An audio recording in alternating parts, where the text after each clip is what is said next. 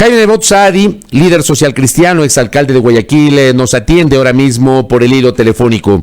Abogado Nebot, buenos días. Fabricio Vela le saluda desde el informativo a primera hora de Majestad Radio. ¿Me escucha? Sí, Fabricio, buenos días y buenos días a la audiencia de Radio Majestad. ¿Cómo está, abogado? Tengo la oportunidad de entrevistarlo a los 1000 años, creo. Aquí en la radio no había tenido la oportunidad de entrevistarlo, pero cuando obviamente usted fue legislador y yo cubría las actividades legislativas, varias ocasiones tuve la oportunidad de entrevistarlo, de abordarlo.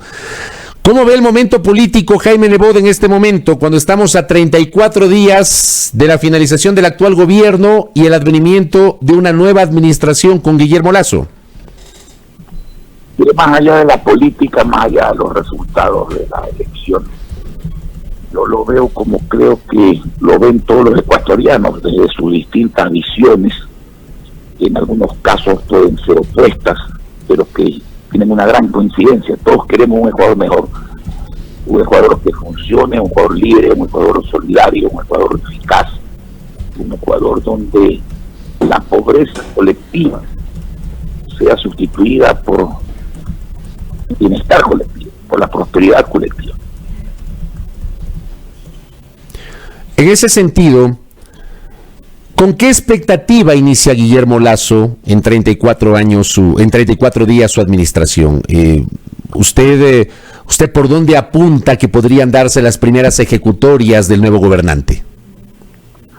Bueno, yo creo que hay un gran objetivo y es demostrar que lo que uno se comprometió se va a hacer realidad, porque la gente lo que espera es que las campañas no sean una oportunidad para ofrecer y no cumplir, sino una oportunidad para comprometerse y cumplir.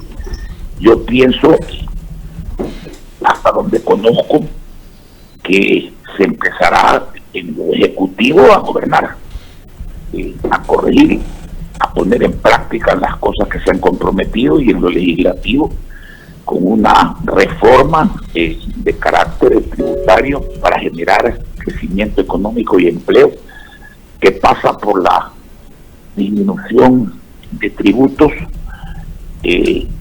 para apostar al crecimiento en una economía en problemas como la que está el Ecuador, y aún en la que no está en problemas.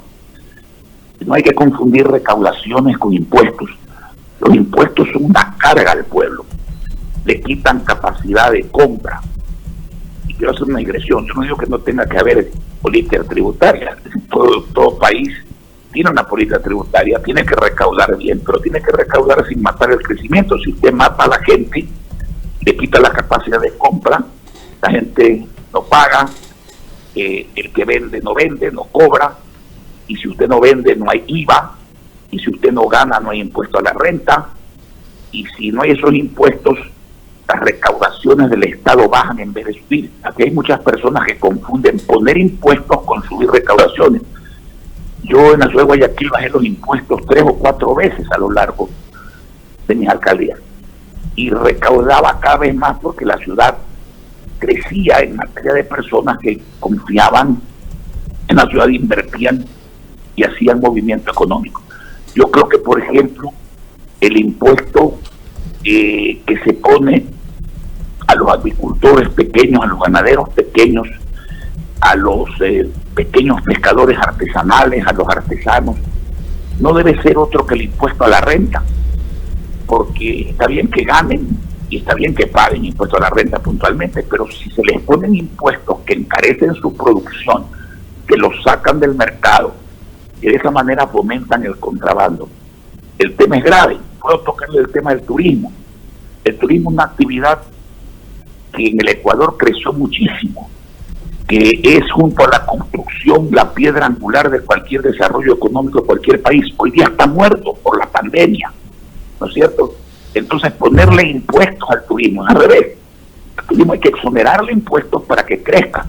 Las multas y los intereses leoninos que llegan al 50% que se le cobran a los ciudadanos que se atrasan con el IES o con el impuesto a la renta durante la época de la pandemia, al menos para los ciudadanos de bajos ingresos y de medianos ingresos, deben ser momentáneamente abolidos. La absorción del IVA, que es de los municipios, de los consejos provinciales, de las juntas parroquiales, de las universidades, no puede ser caja chica del gobierno, no puede ser caja chica del gobierno las rentas, el 21% de ingresos permanentes que le corresponde a los GAC y el 10% de los ingresos no permanentes, porque es contagiar la crisis. Y yo creo que hay que empezar por descongestionar todo eso y dejar que el Estado central, que es el que causó la crisis y el que está en crisis, la resuelva, no contagiando a los demás y enfermando a los demás, sino curando a los demás, para que ese movimiento económico generador de empleo empiece a beneficiar al Estado en vez de acabar con la empresa privada y con el Estado. Abogado Nebot, por ahí va, más allá de una serie de propuestas adicionales, entre las cuales yo considero que la vacunación pronta de la mayor cantidad de personas posibles, que cura no solo la salud, sino la economía, es sin duda una prioridad indiscutible y que ha sido muy mal manejada por este gobierno. Correcto, creo que en eso coincidimos todos, sobre todo en el tema de vacunación. A ver, la semana anterior, la primera semana posterior a su elección, ha hecho anuncios en materia tributaria. Ha dicho, por ejemplo, que va a enviar un proyecto el propio 24 de mayo, una vez posesionado, va a enviar un proyecto de reforma tributaria a la Asamblea para disminuir gradualmente el impuesto a la salida de divisas, el ISD, para eliminar el impuesto del 2% a los microempresarios y para establecer un IVA diferenciado para reducir el IVA durante 4 feriados al año. ¿Cómo le ve usted esta propuesta?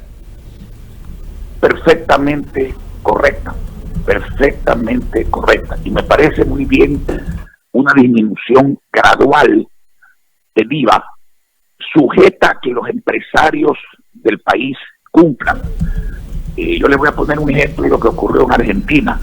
En Argentina había una retención, que no es un impuesto, es algo terrible, que usted como exportador vende su producto en 100 y de ese 100 un 25% se lo queda el Estado y luego le deja a usted con el 75% todos los gastos y además hay que pagar los impuestos de ley, todo lo cual está muy bien en esa parte.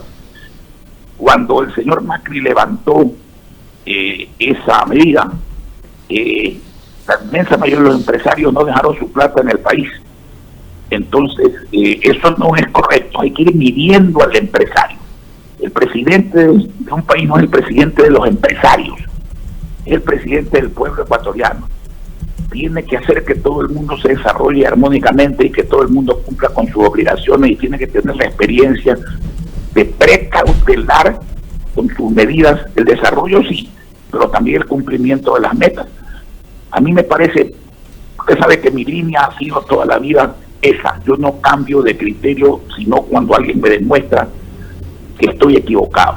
Y yo he practicado esa política cuando he administrado una ciudad que no es pequeña como Guayaquil durante casi 20 años y me dio excelentes resultados en atracción de inversiones, de capitales, porque la gente quiere crecer. El crecimiento es empleo, el crecimiento es innovación, el crecimiento es inversión, el crecimiento es movimiento económico, y todo eso con impuestos bajos es más recaudaciones para el Estado. O sea, es una contradicción pensar que a más impuestos, más recaudación.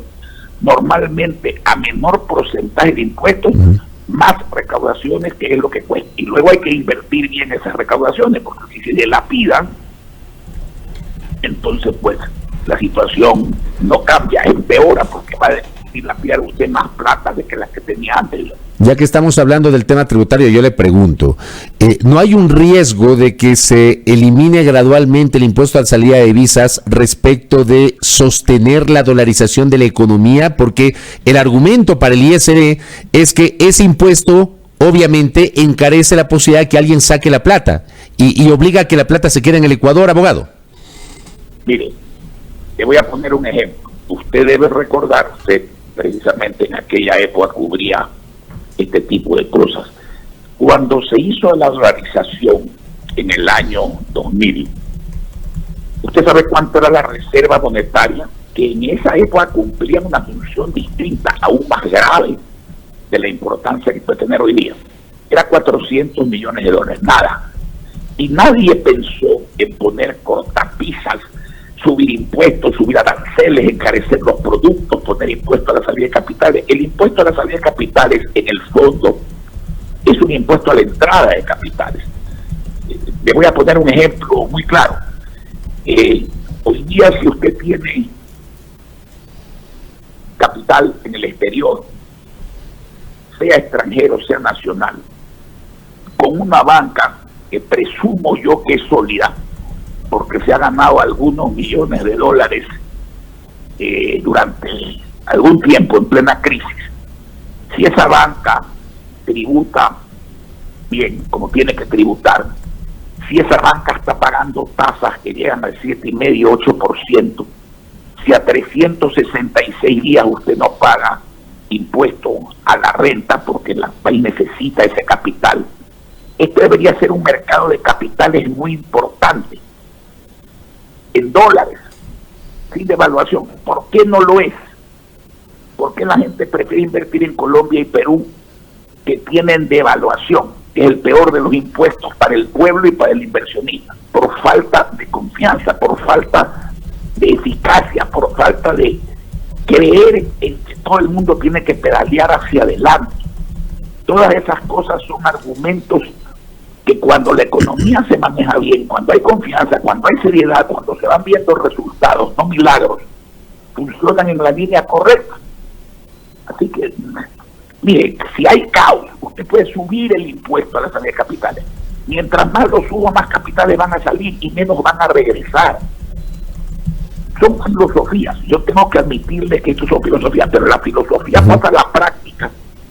Y yo puedo citarle muchos países y muchas ciudades que progresaron y combatieron no solamente con eso, pero también con eso, la pobreza, y la convirtieron en riqueza colectiva. Y no puedo citarle ningún país, porque yo no lo conozco, no sé si usted lo conozca, que haciendo lo contrario haya progresado, y haya generado empleo, y haya generado bienestar. Abogado Jaime Nebot Saadi, que nos atiende telefónicamente. Pasemos de... algo, por si acaso. Dígame, claro. Una discusión pequeñita. Claro que sí. La banca extranjera tiene que venir a competir con la banca nacional, porque si no, la tasa de interés no va a bajar, y la tasa de interés debe bajar en el país, pero no baja por decreto. Si las cosas se pudieran bajar por decreto, bajaría la comida. No, baja por competencia. Y yo creo que Lasso en eso ha hecho bien en aclarar, porque su actividad antes de ser presidente ha sido ligada a la banca, y la banca no puede ser protegida con la no competencia. La banca tiene que competir, de buena ley, por supuesto, sin competencia leal. Tiene que competir con banca extranjera, que por la cantidad de dinero que tiene va a dar como resultado abaratar intereses, que es abaratar costos, y abaratar costos es poner más productos y más oportunidades en las manos y al acceso de la población de distinta profesión, de distinta región y de distinta modo de pensar. Pero eso es lo que hay que hacer. Correcto. Dejemos ese tema de lado. Hablemos un poquito de política. Leí en algún lado que usted ha descartado la posibilidad de participar en el gobierno de Guillermo Lasso. ¿Nos ratifica eso, abogado? Yo, personalmente. Usted, Jaime Nebot. No. Yo creo que usted me oyó cuando acabaron de creerme que nunca sería candidato presidencial, después de que en 1998 decidí no serlo más. Yo no voy a ser miembro de ningún gobierno a ningún título, ni a participar en elección alguna a ningún título, nunca más en mi vida. Lo que sí dije es que mi opinión, si sirve para algo, y mi actitud de servicio público sería la misma de siempre hasta el día que Dios me dé vida, no participar de ninguna manera. Correcto. Ni siquiera dar consejos, porque sigo un consejo de mi padre que me dijo que nunca dé consejos. Lo que doy son opiniones, y cuando me las piden, porque yo no soy metido. Pero su señor padre fue ministro de Velasco Ibarra, pues. Exacto, y varias veces. Por eso. Pero no hay que dar consejos, hay que dar opiniones, y cuando a uno se las piden hay que saber ocupar el sitio que a uno le corresponde. Usted no, pero el Partido Social Cristiano y voy a utilizar este término que está acuñado en el imaginario político del Ecuador. ¿El Partido Social Cristiano va a cogobernar con Lasso, tomando en cuenta que Lasso gana las elecciones en alianza con el PSC? Mire, tendría todo el derecho de hacerlo por las circunstancias que usted amerita, pero el Partido Social Cristiano, y también hemos sido claros, no pretende eso. Nosotros hicimos una alianza que es programática, es pública. Sabemos qué vamos a apoyar y sabemos qué no vamos a apoyar. Desde el legislativo, esa oferta, ese compromiso será apoyado, y creo yo que el gobierno no debe ser prisionero de nadie. Lo lógico es ir por la asamblea en todo lo que son cambios legales, y si la asamblea por X motivo no lo quiere cambiar y el pueblo quiere que se cambien, hacerlo por la vía del pueblo, que es el dueño de la democracia. En el Ejecutivo he oído con satisfacción un presidente ganador que no se mostró vanidoso, que se mostró abierto, que invitó a trabajar en conjunto, que me imagino que tendrá en su gabinete algunos ministros que no son de su partido. Si el Partido Social Cristiano, por excepción, alguno de sus miembros es invitado, por excepción, quiero ser claro, por excepción, lo cual es antítesis de cogobernar, es invitado a participar, uno no puede abstraerse de eso si se cumplen ciertos requisitos públicos sobre la mesa. Número uno, que el que pida sea el presidente. Número dos, que señale él el nombre de la persona que quiere que colabore. Número tres, que esa persona vaya a cumplir con la alianza programática, y que sean excepciones y que no sean, la palabra cogobernar es gobernar juntos. No, eso no va a ocurrir. Sobre esto le quiero hacer una pregunta de algo que escuché ayer y se la traslado a usted directamente, o acudo a la fuente, a Jaime Nebot. ¿Es verdad que Javier Lasso, el actual ministro de Agricultura, y es Lasso con Z, que no tiene nada que ver con Lasso con doble S, que es el presidente electo, que Javier Lasso, el actual ministro de Agricultura, tiene cercanía con el Partido Social Cristiano y que el PSC le ha propuesto al presidente electo que lo mantenga en el cargo? ¿O eso es falso, abogado? Por lo menos por mi lado eso no es correcto. Yo no he hecho eso, no conozco eso, pero con la franqueza que me caracteriza, si usted me pregunta qué tal ministro es Javier Lasso, así como por excepción también es un ministro de Agricultura joven, correcto, que sabe mucho, que se dedica al banano orgánico, y ha sido un buen ministro. Si la política del presidente es conservarlo o no conservarlo, eso es algo en lo que yo no voy a intervenir. Yo no nombro ni sugiero ministro de Estado. ¿Podría vetar un ministro de Estado? Sí. ¿Podría estar en contra de un nombramiento? Sí. Respetando que el presidente lo nombre también, porque ese es su derecho. Hablemos de la Asamblea.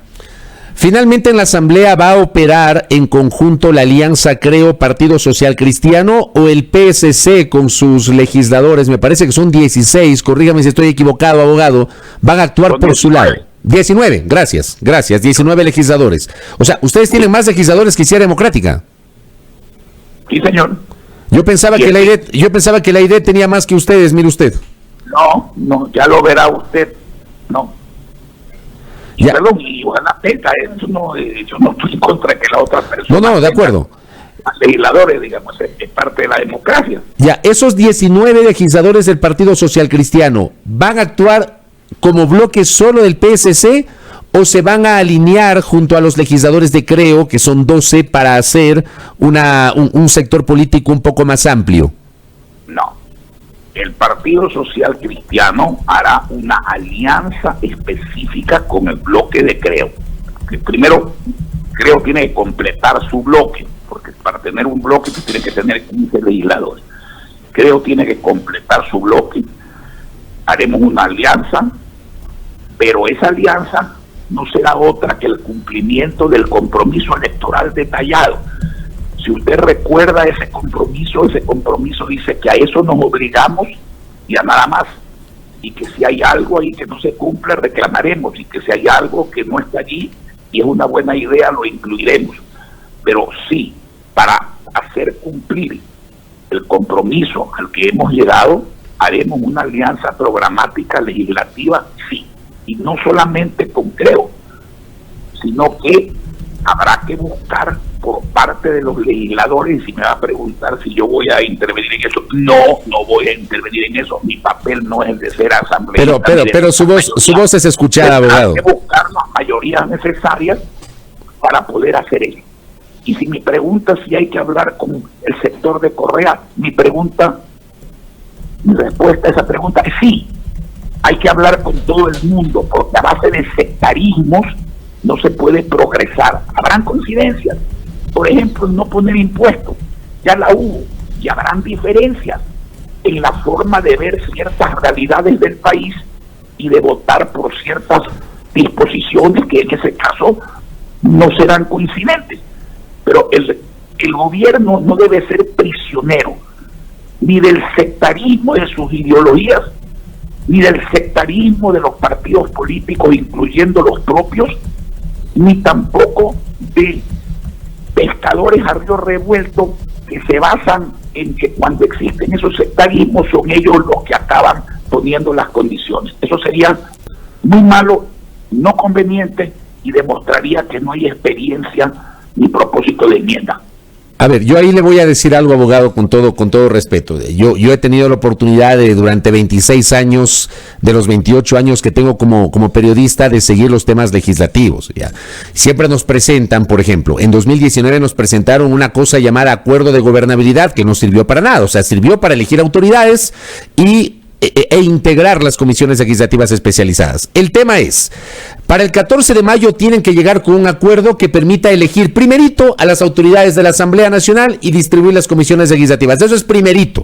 O sea, si es que no se estructura la Asamblea a nivel administrativo, no puede comenzar a operar. ¿Cómo va a llegar el bloque del Partido Social Cristiano ese 14 de mayo? Va a ser, para ese 14 de mayo, para la elección de autoridades de la Asamblea, ¿está previsto que haya un acuerdo con Creo?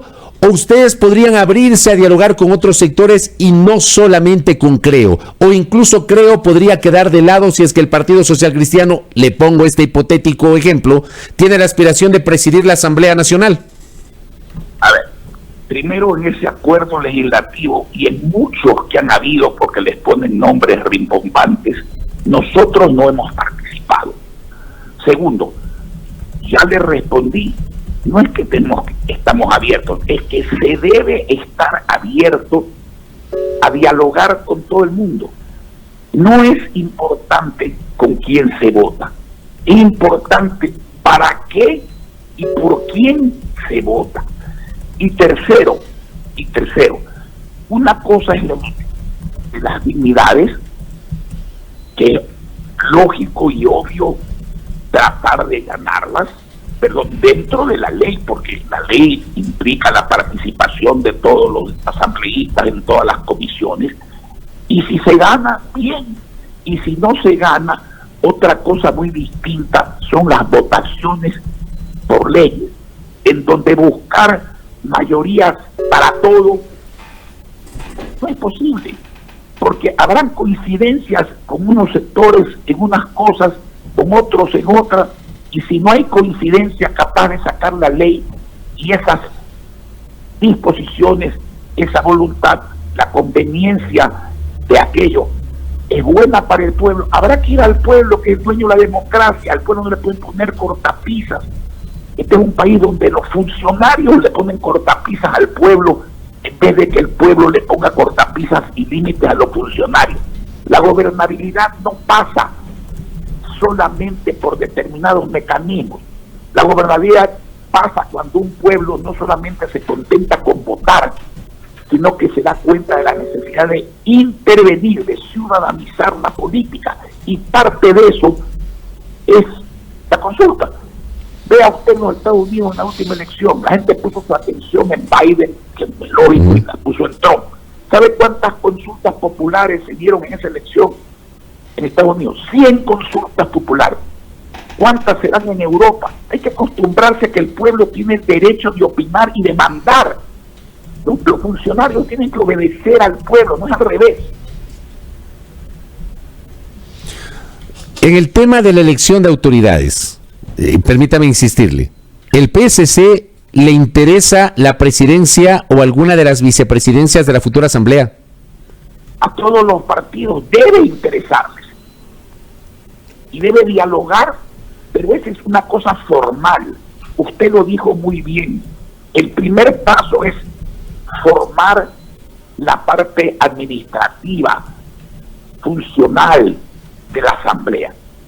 Pero ese paso que es importante, para mí es el menos importante, porque lo verdaderamente importante es que se va a producir en cambios legislativos que se necesitan, y muchos, en bien del Ecuador. Y allí habrá coincidencias y discrepancias, pero en las coincidencias no hay que excluir el hablar con todo el mundo. Y cuando digo todo el mundo, es todos los legisladores. Uno no puede ir ahí con criterio sectario, tiene que ir ahí con criterio pragmático. Oiga, pero permítame recordarle, abogado Nebot, respetuosamente, hoy usted nos dice a quién no le interesa presidir o tener una vicepresidencia en la asamblea, pero a los socialcristianos no les interesó en el año 2000, pues se acuerda de ese episodio. Sí, señor, y puede que no nos interese ahora tampoco, pero interesarse es correcto, no interesarse es una decisión. Eso no quiere decir no interesarse en lo de fondo, que es legislar. Le voy a plantear más formalmente algo que escuché ayer y le pregunto a Jaime Nebot.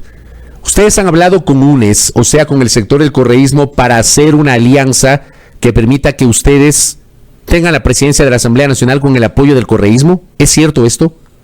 No, señor, pero le voy a decir algo más concreto todavía. Hemos votado y volveremos a votar con el correísmo cuando hayan coincidencias. Y le pongo la última vez que ocurrió.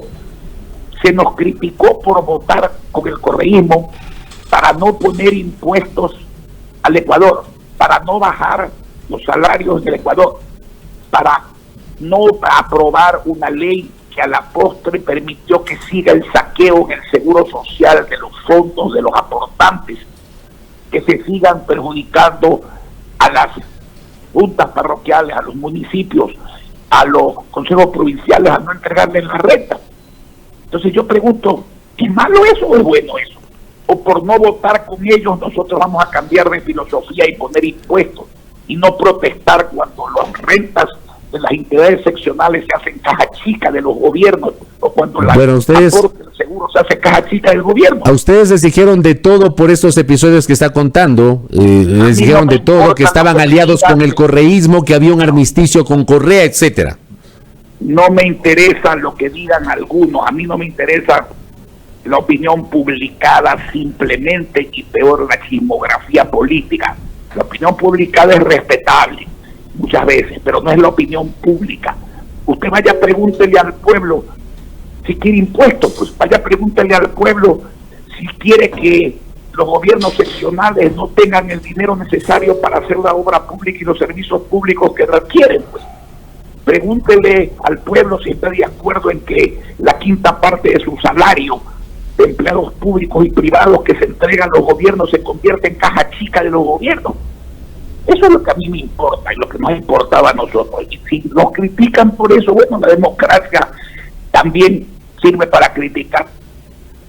Abogado, y voy a cerrar con esta, estoy ya terminando, ya se me termina el tiempo. Le quiero preguntar sobre el caso de Manabí, porque está en disputa la última curul del distrito sur de Manabí, y esa curul está disputando un candidato del Partido Social Cristiano, el señor Carlos Vera. ¿Qué sabe de Manabí, abogado? En Manabí sé que hubo un fraude en contra de Carlos Vera Mora, y se van a abrir las urnas, y cuando se abran esas 170 y pico de urnas, usted sabrá claramente lo que pasó. Y no se lo digo yo, se lo dicen los partidos políticos adversarios a nosotros en Manabí, se lo dice la prensa manabita, se lo dice la población manabita. Y entonces cuando se abran las urnas veremos quién tiene razón, y por eso estoy contando en los 19 con ese diputado, porque los diputados son electos con normas parecidas a lo del deporte. Los partidos se ganan en la cancha, no se ganan en la mesa. Y a nosotros fraude no nos hace nadie, porque de eso sí tenemos fama. Sabemos controlar las elecciones en el sentido de tener un control electoral exacto que refleje la voluntad popular. Y cuando yo le digo que tenemos los votos, los tenemos. Oye, abogado, y con esta sí cierro. Usted que es un político de mucho recorrido. ¿El correísmo está muerto después de esta elección, abogado? ¿Usted cree que los muertos están 50 diputados? No, pues a ver si le pregunto. No, yo no creo que está muerto. Yo creo que el correísmo no es el mismo que antes. Pero para morirse hay que cometer muchos errores por mucho tiempo. Y si los comete, se morirá. Y si tiene éxito en cosas, crecerá. Y esa misma norma se la aplico yo a cualquier movimiento político, incluyendo al nuestro. El nuestro también cometió errores, y usted vio lo que le pasó. Y cuando reenrumbó, usted está viendo lo que está pasando. Aquí nadie está muerto ni nadie está vivo. En política yo he visto vivos dándole la extrema unción y muertos cargando los sacos de arena. Correcto. Abogado, gracias por estos minutos. Ojalá que en el futuro tengamos la oportunidad de seguir conversando, de seguir charlando sobre la política. Le agradezco por estos minutos que nos ha concedido, abogado Nebot. No tiene nada que agradecerme, es mi deber informar y responder sus inquietudes. Muy gentil. Jaime Nebot Saadi, líder del Partido Social Cristiano, interesantísima entrevista para el debate